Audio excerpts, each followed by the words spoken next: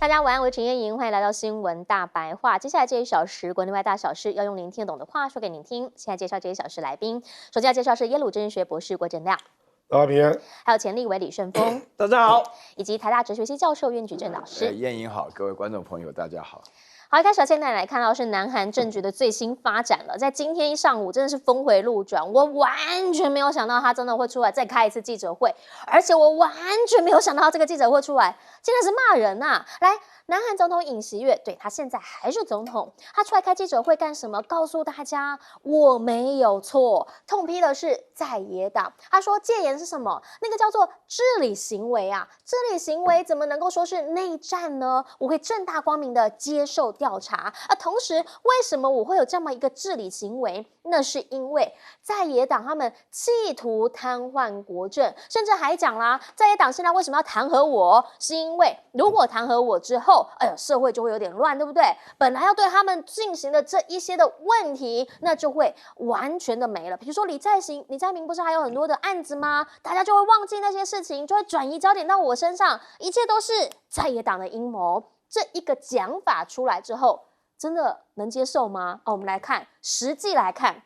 12月10号，上个周末，大家在对尹锡悦做弹劾的时候，还记得吗？这个执政党只有1个议员留下来，其他人通通遭寥寥。结果现在在今天他开完记者会之后，所有的执政党里面说已经传出有6个人说听不下去了啦，我们这个礼拜6也要给他投弹劾啦，离那个8人门槛剩最后一步了。甚至就连一直以来很挺他的这位执政党的党魁叫做韩东勋都直接讲了，说我们考虑党内一起来弹劾他，而且呢还要大家凭良心投票，甚至考虑直接将尹锡悦的党籍都得开了。目前韩国国会今天最新的一个进展是，他们也通过了就尹锡悦的内乱普通特检法，也就是说呢，他们会直接进到了一个特检法的这个特别的法庭来对他内乱罪这件事情来进行调查。金建熙呢现在也有很多的案子，本来也要针对他来建一个特检法庭，上一次的这个投票也没过，这一次在今天也同样过了，所以那个社会氛围你可以感受到执政党有压力，他们已经开始有一些的在转舵了。而目前呢，大家就在讲韩国最新的民调是超过3%的人都认为支持弹劾尹锡悦的，甚至30多岁年轻中壮年支持的比率是最高的。三星最大工会也已经加入了扳倒尹锡悦的行列，甚至南韩啊，大家是什么？下班就去国会那边静坐抗议，然后大家把那个应援灯拿出来，你不说还不知道，以为大家在看演唱会，因为每一个人都拿着一个应援灯在那边，然后呢一起唱歌，唱的是什么？是少女时代的成名曲，叫做抗议国歌啦。现在他们在把那些K-pop 的歌曲改了歌词，变成弹劾尹锡悦，这样在现场唱，大家就在讲，当一件事情它已经变成流行或者是变成风潮的时候，某些层面你应该已经很难再去扳倒它。那大家就在讲啦，即便是这样，在今天也传出尹锡悦的办公室青瓦台这边好像又有人是不是警方这边要去搜索，昨天被挡下来了，今天有没有成功？我们稍稍呢也可以来2度搜索，看有没有最新的消息。朝鲜日报的讲法是什么？是他们认为啦，尹锡悦呢是全程的指挥戒严，所以呢要提送刑来起诉。检方目前的讲法是最重要判他无期或者是死刑。如果是这样，代志大条了，尹锡悦有没有可能第一再次的宣布戒严？好，这个呢，大家说可能不太可能。第二，朴槿惠的命运是什么？当时不就是他把他给扣起来的吗？那现在会不会他也去找律师来帮自己申冤？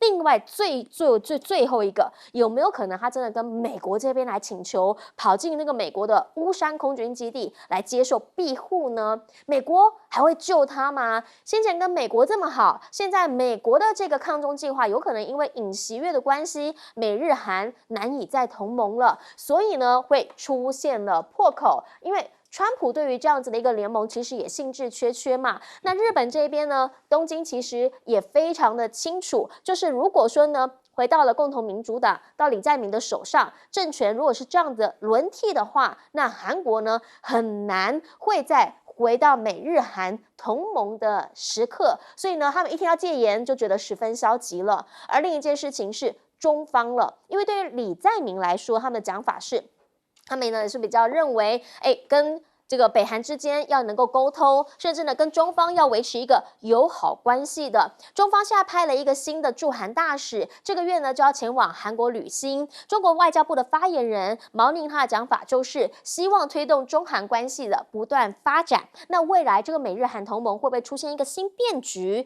现在呢，对于美国来讲，尹锡悦可能已经可歌可泣了，日本不能放，所以美国的防长已经赶紧先去日本，坚定的表达要支持他们。只是这个坚定换了个总统，到了1月20号之后，川普是不是还会同样坚定？因为川普呢跟拜登很多政策不一样，比如说呢，他现在就要取消跟洛克希德马丁的1兆美元 F-35合约，因为他认为啦这件事情，第一是不是太贵？第二，我们真的有需要吗？你看看他现在对于乌克兰啊，或是对于叙利亚等等的态度，你比较能够感受到的是，他还是比较本位主义一些，他还是认为跟我没关系的，那就别去理吧。这个美国 American Great 比较重要。好，我们就想要请教一下亮哥，你怎么样来看？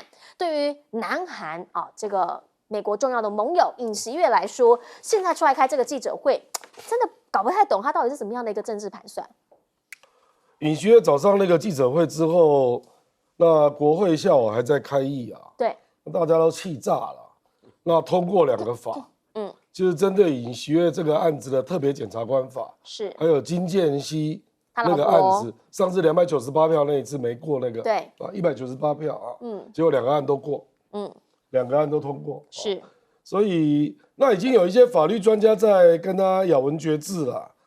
你说你是治理啊，不是？因为韩国是这样啊，内乱是颠覆国家还有扰乱宪法秩序，所进行的暴动啊。那扰乱宪法秩序这个部分，尹锡悦其实蛮明确的，因为按照韩国的戒严令啊，它的内容不能够包括不准国会运作，国会应该在48小时内有权利来举行议事，可是尹锡悦却要阻止派戒严部队，要企图阻止国会开议，甚至要，这个是后来传出来了，比如说有个黑名单，那要逮捕几个国会领袖嘛，甚至连国家力量党执政党的党魁韩东勋，他的名字也在里面，要控制他的行动，所以这里面已经明显违反了刑法第91条扰乱国宪这个罪啊，那强行推翻宪法规定的国家机构，使其无法行使职权所以我基本上认为他没救了啦。现在韩国是2股力量在逼他下台，那我最佩服的是韩国司法的力量，我真的是佩服到底啊！韩国的司法展现出完全不受尹锡悦，他是前检察总长对，不接受他的淫威啊，彻查到底，羁押国防部长。那国防部长昨天听说还一度试图在监狱自杀，轻生啊，这个我们不清楚了有这样的一个说法，有这个说法然后我们也看到韩国有很多现役的军官到国会出庭作证，说明那个他们如何被愚弄所以我真的我最佩服的就是韩国的司法机构，办案可以这么有效、迅速，然后办出效果。那因为他办出了效果，那自然老百姓会看到嘛，所以接下来就是民众力量的浮现所以你就看到一波接一波嘛实际上我跟大家讲一个例子，大家就知道了啦。2016年朴槿惠被弹劾朴槿惠那时候所属的执政党叫自由韩国党，对，他128席尹锡悦只有108席结果那个朴槿惠只经过5个小时就弹劾通过了，弹劾的票数是234票，根本就是执政党大分裂嘛。是，所以你说以目前这个状况，执政党不会大分裂，我认为不太可能就是那当然那个朴槿惠那个案子是更争议了，因为它牵涉到那个闺蜜们嘛，那个崔很多顺实细节，然后做了一大堆大家难以想象的事情是那个老百姓一下就整个都爆开了。可以。那这个案子是比较就是属于宪法内部的讨论可是我觉得随着韩国的司法单位追究到底而且处理得非常的明快所以也使得民众的力量可以跟上所以我认为，因为他只要挖8票，他就倒了啦。对，因为12月14号要表决嘛，所以我认为他这个凶多吉少，凶多吉少。而且目前也传出一个声音就是国会请求检方对他限制出境，是，可能也会过那这个坦白讲是极大的耻辱了。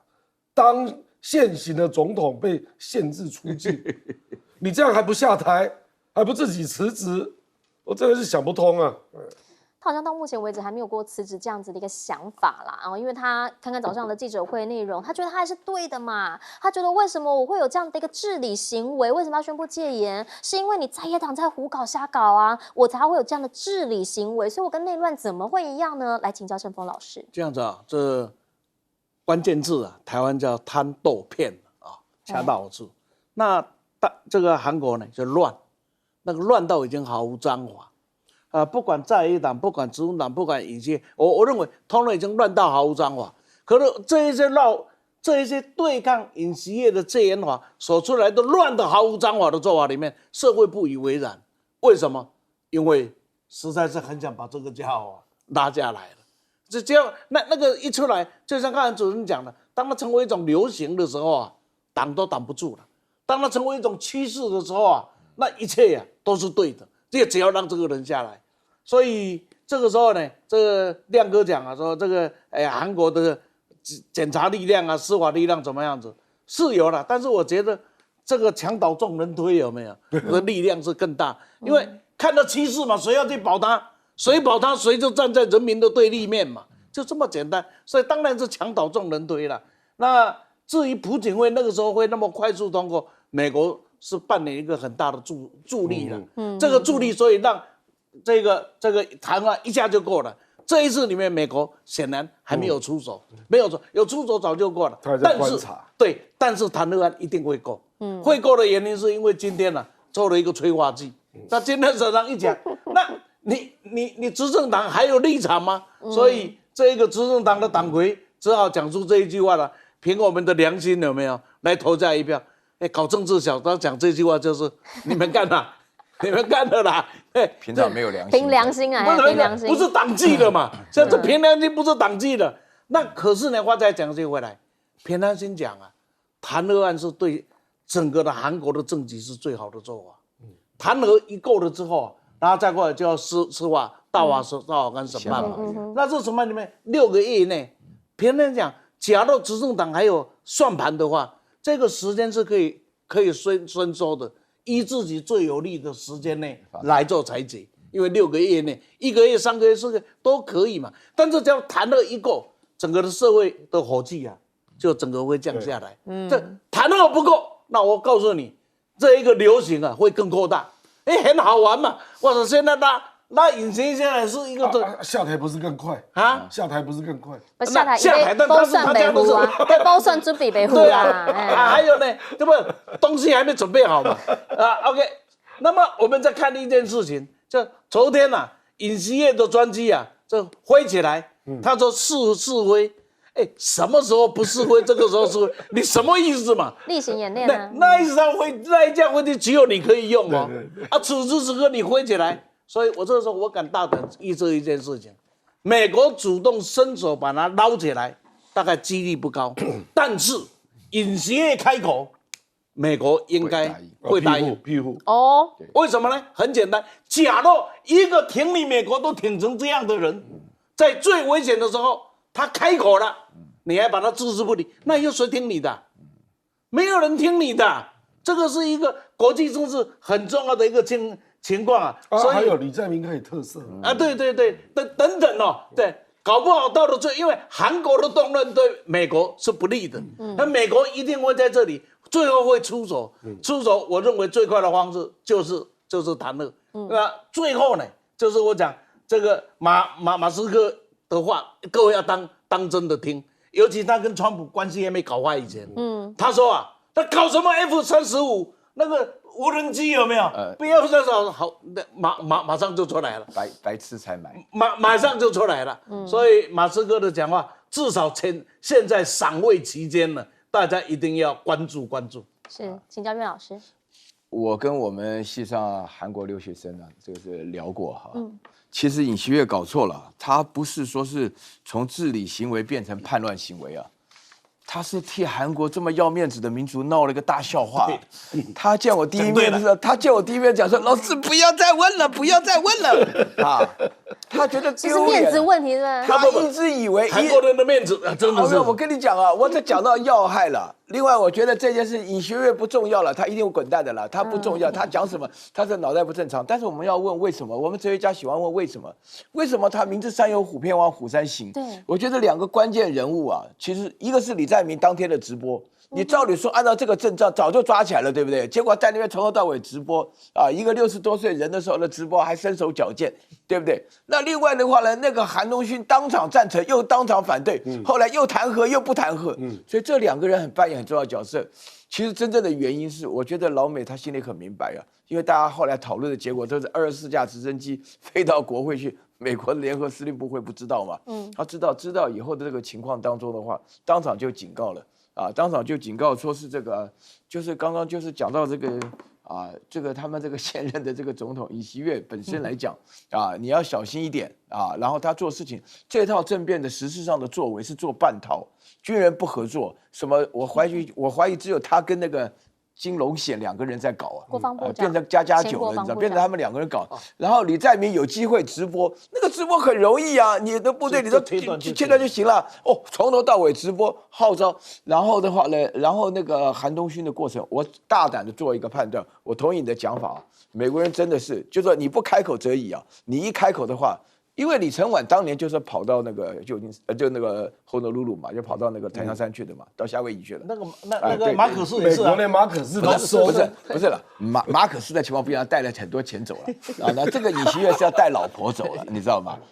老美现在他们谈的原因，让我们讲好笑一点就老美现在谈说你要走一个人走可以，今天先留下来接受审判。不走了，今天大闹一场就要走我们一起走他们就这种感觉。你到时候看，因为这是什么？我这不是开玩笑，因为这个事情太奇怪了。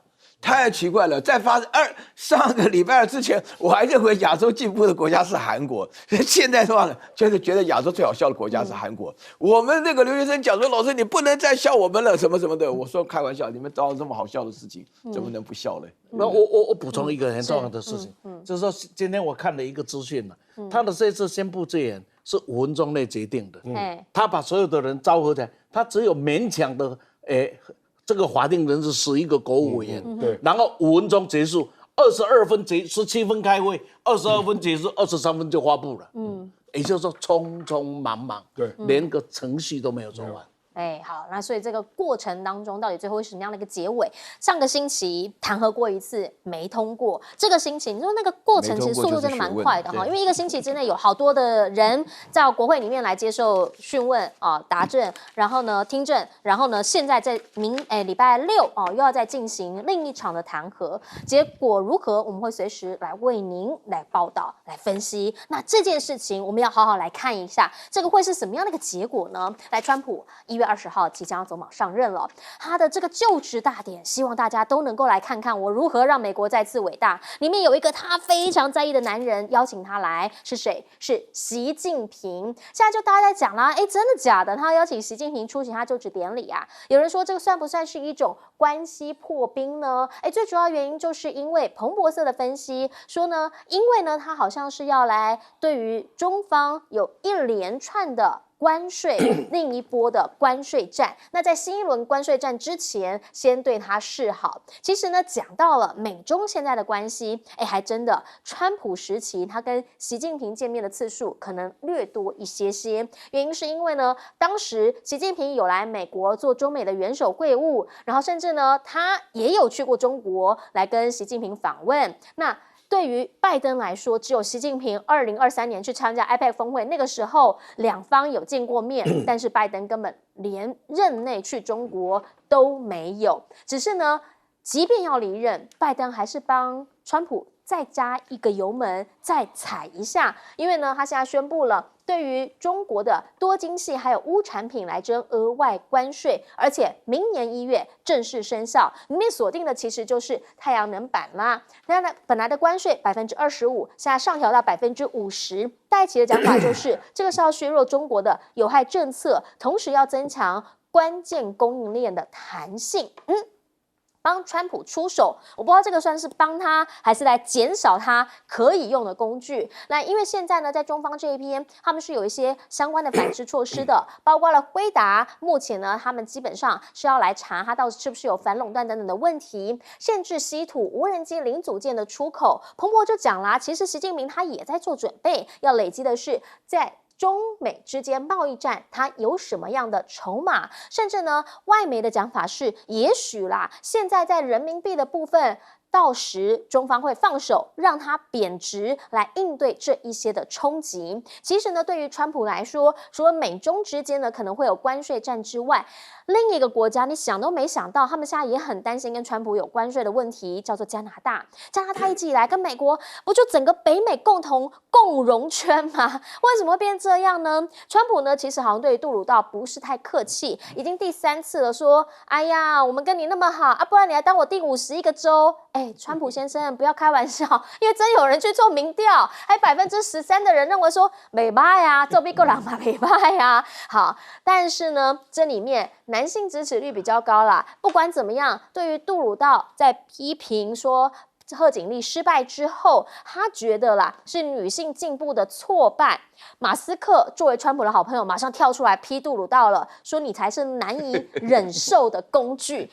彼此之间我跟你讲，那个讲话真的都很直白都没有再给他留情面的。加拿大现在呢，因为担心川普也会对他们关税出手，所以包括了无人机啊、狗啊、药物实验室等等，他们也开始想办法避免不必要的人流，甚至安大略省也要准备停止向美国出口电力。他们的省长就直接讲啦，说这个呢是我们一系列的报复措施的清单，因为我们现在在2023年总共向美国出口的是1390万兆瓦的电力，那当年呢是像这个出口总量的13%。换句话说，加拿大不是只有出口电而已，油其实也是一个大宗。好，这些天然物资，如果你真的要跟我算这么清楚的话，那没关系，大家亲兄弟明算账。而且呢，川普他现在不是只有对上面的邻居不是那么友善，下面的邻居同样嘛，很多人跑到我这边生小孩，我要终止出生公民权。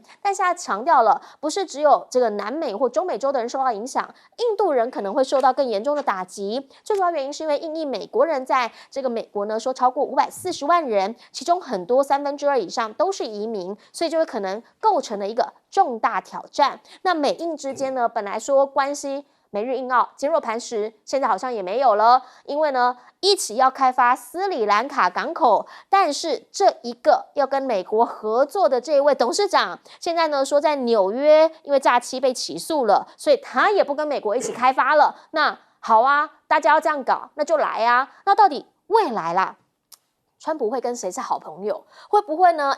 他认为你是好朋友的时候是好朋友，认为你不是的时候就不是。那请教亮哥，他现在觉得习近平跟他很好，所以他想要邀请他来参加就职典礼，你怎么看？川普没有朋友啊。马斯克嘛，我们是一个掉。早晚也会被丢包了。我认为这个有一些技术上的问题，中国大陆一定会评估啦。是，因为那个时间其实蛮紧凑的。我讲那个就职典礼，对，那你跟习近平，就是如果他是唯一的国家领导人，那你们两个见面可以谈多久啊？那总不是他来行礼如仪吧？这样对习近平有什么特别的意义？是。那这里又卡进了一个奥班，说他也要考虑要不要去。奥班应该没有被邀请吧？是那个匈牙利的总理啊。那他一副好像他也觉得他跟川普很好啊，你这样讲，他是自以为很好啦。这个川普没有朋友啊，川普没有朋友了，真的啦。他如果连加拿大、墨西哥都可以杀，还会有朋友吗？这个，所以我觉得这个中国大陆可能，他第一个考虑是效果是什么啦，不然如果你是唯一到场的国家领导人，那事后美中关系立刻又进入冰点，对，那你这样会变成一个笑话，不是吗？所以我是觉得，中国大陆会慎重评估啦。所以我们讲的不只是实质哦，还有那个形式也是哦。就是在那种场合，你安排在白宫见面，那能够见面多久？对，那能够具体谈什么？等等的啊。因为川普这个人哦，翻脸不认人，先说你是好朋友，他有一阵子还在欣赏金正恩叫火箭人啊，不是 Rocky Man， 对不对？然后还特别跑到板门店跟他握个手，这也算第2次见面。请问朝鲜半岛有解决任何问题吗？没有啊，没有啊。所以你不要高估川普解决国际政治问题的能力了。他退群很快了，因为退群他不需要做什么努力啊，宣布退出就好了。可是稍微复杂的国际议题，是我认为他基本上是完全没有耐心，也没有能力处理，没有能力处理啊。比如说中东这个问题，我不认为他有能力处理。他搞不好上台之后第一件事情是借 B2 远程轰炸机让以色列就直接去轰伊朗的核设施啊。所以我觉得你不要高估他啦。俄乌战争能够在明年迅速处理，我也打个严重的问号啦，也没那么容易啦。现在叙利亚也是一样，叙利亚现在就群龙无首啊。表面上 HTS 跟大家都好啊，可是那种交情都非常浅了。OK， 只是觉得你好像比阿萨德稍微中性一点，可是他本质比阿萨德更残暴，你还没碰到，更极端，你还没碰到而已激进一点的，你还没有碰到啦。所以我坦白说，我觉得如果从这个大角度来看，中国大陆评估要不要给他这个面子啦，因为他既然说出口了，是。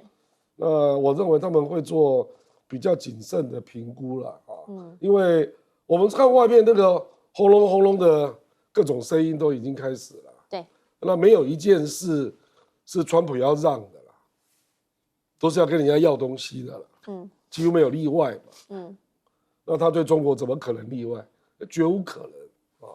而且你去看他派到中国的大使是谁，那也是跟中国长期不好的有名的人物啊，所以我是觉得我完全看不到善意了。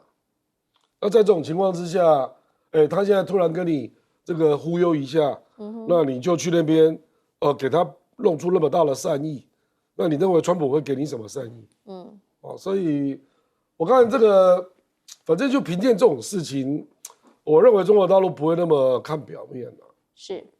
好，因为实质上面来说，大家可以预期的是，美中之间在川普就任之后，应该会有新一波跟关税有关或跟贸易有关这样的一个对垒。请教一下申峰老师。这样子看川普是一件一件看，你要不要连续着看，你会疯掉啊。对，就是 case by case 看啊。举个例子，他跟习近平之间，在2017年的时候是双方是国事访问的，是非常很正式。拜登跟习近平方面都是国际会议的场合，对，不是国事访问。那在2017年的这个11月份呢，国事访问回来美国之后，18年就开启了贸易战了。对，所以你看他要 case by case， 这一件你不要把它推演到下一件，你这样推演了就会出问题。那我在2016年他在选总统的时候。我刚好跟我一个美国很好的朋友碰面，那他就跟我讲，他说：“川普会当选了。”我说：“你妈的，公开说怎么可能的？这个美国怎么样子也不会选出一个这么样的家伙。”他说会。我说你凭什么讲？他凭我跟他做生意的经验，因为他们都是搞房地产的。他说那一种对自己的自恋还有执着啊，不是你们一般人可以想象的。这因为我们跟他没接近嘛，我们只是看报纸这样猜来猜去。他对他的，而且他对于自己的执念那个撑到底的态度啊，千万不要忽略啊。那为什么我要这样讲？因为他是一个爱自己胜于爱于一切的人所以他这一次会邀习近平去参加他的这个就职典礼，很简单，习近平参加了他的就职典礼，那会是就职典礼里面最大的一个亮点，是，而且是全球的最大亮点，是，对不对？中国的领导人从来没有出现过在任何一个人的这个就职典礼上嘛，对吧？他要的是这个东西。那至于这个呢，你给我的亮点之后，是不是跟后面有什么？那又是另外一回事。所以从这个角度来看，对川普的认知了解是这样。所以你看呢，包括杜鲁道也是一样。杜鲁道说：“我跟你这么好，我跟你那么配合。16年你一当选，你说要把自由贸易协定废掉，重签就重签，我什么都配合你。”对，孟晚舟案啊，对啊。然后现在呢，他一上台之后说我要对加拿大要实施高关税，他马上跟他通了4个小时的话，通完以后他觉得应该是没事了，结果事情更大条，你是我的一州，哇，这对一个主权，好歹他是 G7 的国家他是 G7 的他还是世界的大国那在他的心目中，你就是我的一个州而已啊，所以其他的人呢，要想一想，在心目中是什么？那一样的像那个墨西哥今天最起码是全世界重要的生产大国是，但是他的看起来说你们都可以成为我一个州，这种讲话的嚣张的程度啊，你知道他嚣张吗？不，他的内心真的是这样的想法，而且他很清楚一件事，所有的问题只有我这样一讲，他就成为焦点，否则这些怎么会成为焦点呢？你看到他以前在上，他是从时装秀这个实境秀出现出来的人嘛？这实境秀让他知道怎么充分去掌握这一个，这个焦点呐、这个新闻的焦点是他最在意的事嘛。所以你说成为州长，他真的认为可能吗？也不可能。但是他知道，只要我把你们收为州长，这一下好了，全世界不能不讨论他。这就是他要的目的之一啊。是，记住不要连续的看川普 ，case by case。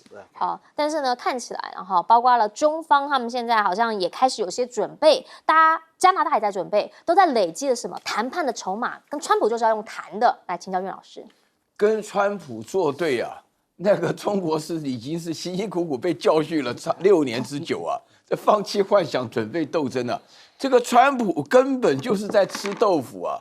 大家记不记得2018年的时候，习近平见完川普没有几分钟，孟晚舟就被抓了。对，那个胆子都吓坏了。我跟你讲，凡是见川普都是有目的的。我跟你讲啊，这个亮哥讲的对了，讲国际关系，讲我跟谁是好朋友这个话，原则上除了他嘴巴里说出来都是笑话了啊，只有杜鲁道一个人会相信了，其他没有人会相信的了。而且的话呢，我觉得这个事情根本都不可能成，因为他实际上的目标，大陆本身的外交能力很强，都是要去访问这个国家的时候，都要进行的是那种最高规格的对等式的。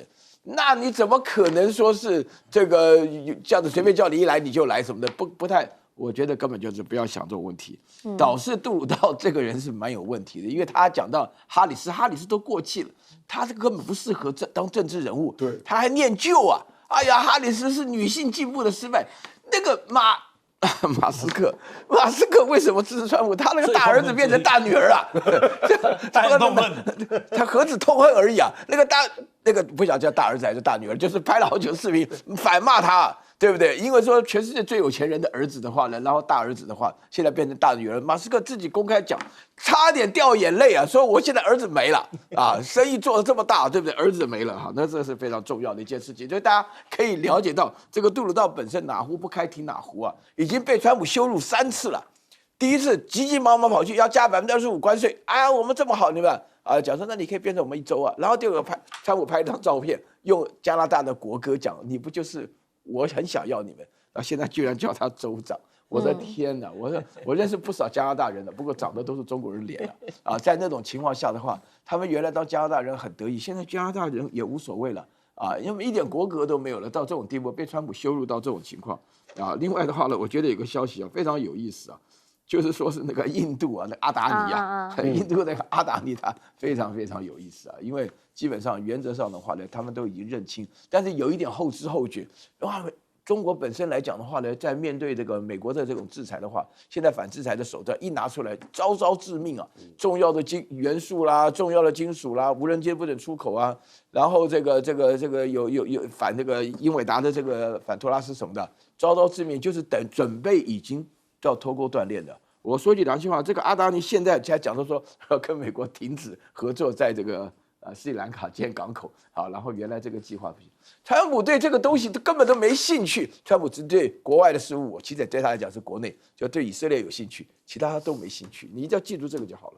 好，如果是这样子的话呢，我们来看看川普对于这件事情，基本上他说这个呢不是兴趣的问题，这是我当务之急，因为他选举的时候说过，上任24小时之内就可以解决乌克兰冲突。他说好啦，我现在呢就是第一件事就要解决的就是乌克兰俄罗斯的问题，毕竟呢这个是人命啊。好，泽伦斯基呢其实也跟川普谈过了，但是他认为就一个东西。我很强调，我们必须要有安全保证，这个就是我们最终希望得到的东西。好，对于白俄来讲呢，他现在已经拿到他想要的东西了，原因是因为呢，先前他跟俄罗斯已经把这些核啊等等的武器放到了白俄这里来，所以它变成了核保护伞的一部分。同时，他强调了说，现在已经部署了数十枚俄罗斯的飞弹，真果数呢，明年也会到。那之后呢，他就要告诉所有的敌人，还有朋友啦哈，大家要知道，如果说呢跨越边境，对我们来讲回应都是一瞬间的事情，到底这样子的一个作为，会不会对于俄乌战有更多的影响呢？美国官员他认为啦，说呢有可能未来几天，俄罗斯这边会在乌克兰发射极音速飞弹啊，毕竟主要的原因是因为现在俄罗斯呢加大的力度在轰乌克兰。最近你可以看到了，包括了9月到11月，他们的爆炸性无人机还有飞弹已经超过了6000架次，是前3个月的3倍。那秋季同期，就去年同期增加了有4倍之多。为什么这样加大力度的轰？原因是因为如果真的要和谈，现在才是最重要的时机。我能拿下多少，我和谈的筹码就有多少。同时，我要把乌克兰这些防空的能量一次给它耗尽。那对于路透这边他们的这个报道就讲俄罗斯呢，他们欧盟之间又会有什么样的一些关系？欧盟现在呢要来制裁俄罗斯的影子邮轮船队，还有中国的无人机公司，因为认为这一些都是在帮助俄罗斯的。只是你一直在对俄罗斯制裁，但同一个层面来看，他们真的有力气。如果川普喊了我不干了，那他们能够直接独自的来面对俄罗斯吗？看起来像有点问题，因为呢，包括了法国政府现在有很多纷扰嘛，马克龙不那么稳，结果呢，肖兹也不稳。肖兹现在提请12月16号要进行政府的信任投票。那如果说呢，他最后没有得到一个多数，就是他所谓的少数的这个政党来帮忙他能够来直接继续领导的话，那很有可能他就会在明年的2月23号要再进行另一次的选举。那这一些变成了德国、法国、肖兹、马克宏都不知道能不能继续来领导欧盟的同时，到底对于欧盟在对抗俄罗斯或者是在帮助乌克兰这一件事情上面会有多大的注意，或者是多大的决心，大家就打一个问号了。伊朗这边呢，则直接讲了，在阿萨德政权垮台之后，他们目前认为是美国跟以色列联手策划这一切的。那为什么？当然就是针对中东这边的局势，以色列呢现在赶尽杀绝，因为呢在这几天已经发动，这边写480次，但我也看到了有将近500次的袭击，也造成了平民的丧生。而且呢，他们重点就是什么？趁你病要你命啊！叙利亚70%的武力通通都被毁了，专打是什么？专打那个叙利亚的海军军舰，又或者是米格29这一些战机，给它全部轰没有，让你之后要反击的能力也没办法。所以在这个时候，大家就讲到了，哇，阿萨德逃到俄罗斯去了。那美国这边怎么样来看？他们突然之间对于 ICC， 也就是国际刑事法庭又支持嘞。听听他们的原话。What do you support his application to stand in front of the ICC as a war criminal who committed crimes against humanity? So we support the work of the ICC. I know that obviously we have disagreed with their hold on. Let me address it. You support the work of the ICC until they do something about it. So we have had a long. Let me just answer the question. You know what, Matt? Let me answer the question because I. 好，他有讲啦，我们有很多地方有分歧，那旁边那个受不住了，为什么？他就说不是啊，你在讨论以色列的问题的时候，你就不是这样讲的啊，你怎么现在突然之间又 support ICC 了？不对吧？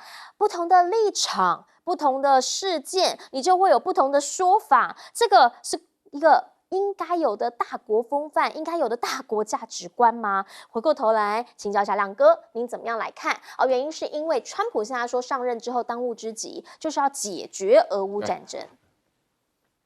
不用还。我那个泽连斯基讲的也是很实在的要求啦，就是安全保证要用什么形式提供，不然乌克兰谁敢去当谈判代表？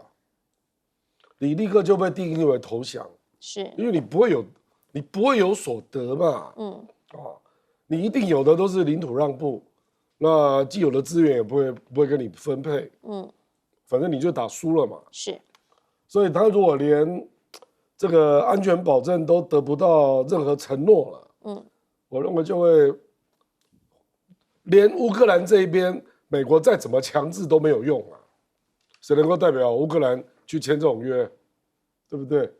所以我觉得，就是川普把这种复杂的国际政治的问题想得太简单了。他以为只要跟泽连斯基讲说，我就不给你钱了，他就非谈不可，谈到签约，你不要做梦了啦！怎么可能有这样的国际政治？泽连斯基如果签了，他就被暗杀，然后就陷入另外一波动乱，就是这样啊。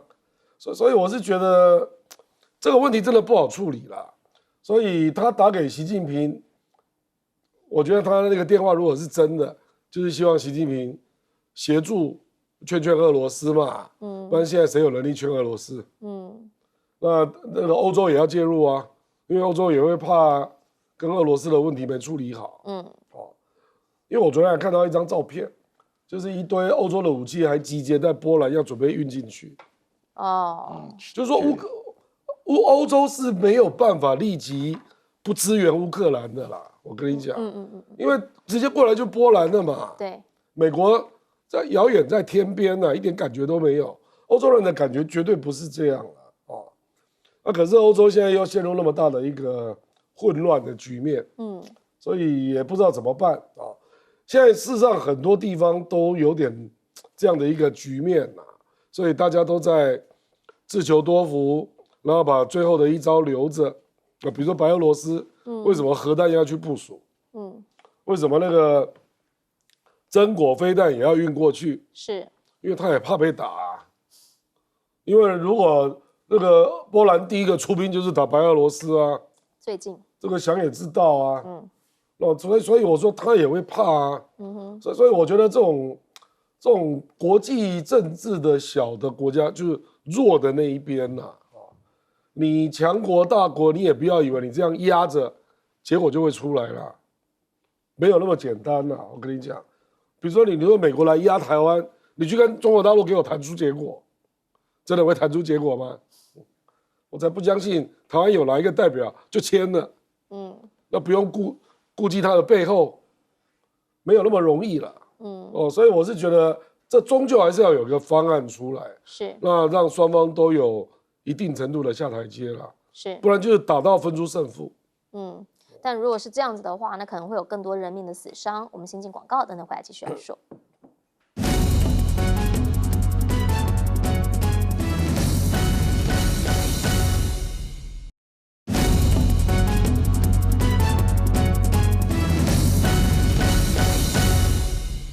好，我们刚刚讲到了俄乌战争，现在要如何来收尾？川普会动手吗？请教盛峰老师。川普动不动手，也不是他一个人就可以来做决定。而且俄乌战争这个局很简单，是俄罗斯在狂赢，只是我们大家不敢面对这个现实，而乌克兰就狂输，输到已经不知道该怎么办了，只是我们大家不敢面对这个现实。所以在这样的情况下里面，这泽伦斯基还开了一堆条件，我也不晓得他在开什么。安全这是绝对可以要的一个红线，因为假如谈判的结果没有安全，那这个谈判是没有人谈，对吧？那俄罗斯也为这个开出了条件，但问题这个条件显然站在泽伦斯基的角度，他只要一接受他就垮台了嘛，对，因为你是打个寂寞的嘛，那打了大半天，这个武器送给人家，然后也不能加入北约，只是你的安全被保障了，然后双方签了停战协定，那对不对？你是打个寂寞的嘛？这搞什么鬼？然后所以一定会垮不可的啦。那但是呢，问题就一个情况，所以俄罗斯的态度，全世界现在大概只有中国还可以跟他说得上几句话。所以能不能成，不是美国的态度怎么样子，中国的态度也是蛮重要的。只不过现在我们发现一个很有趣的现象，美国在整个的东亚3个重要的，他的所谓两个盟邦一个小弟，对吧？日本、韩国、台湾都有一个特点，都是朝小野大，岌岌可危。那然后呢，这个欧洲，俄罗斯所面对的又是谁？法国、德国、英国也是超小也是这样，它也是岌岌可危。但唯一些稍微稳定一点点的，大概是英国吧，其他已经破产了。那也是岌岌可危。那问题是中跟俄2个是稳定的政权，没有人认为他们明年后年会出问题的。那你说这场仗，美国怎么去收拾？再从头收拾旧山河，我真不晓得他要怎么收这个山跟河啊，才能够撑得起来。又或者川普到底有没有想要收这个山跟河呢？来，等等广告回来，我们请岳老师帮我们总结。好。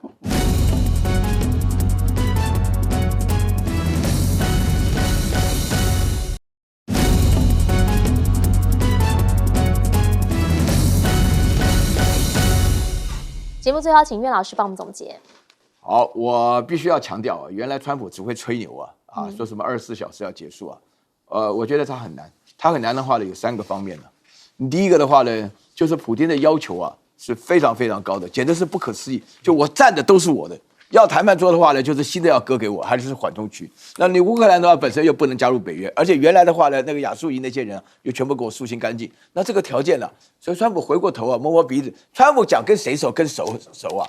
都没有用，他只不敢讲他跟普丁熟，他跟普丁真的很熟。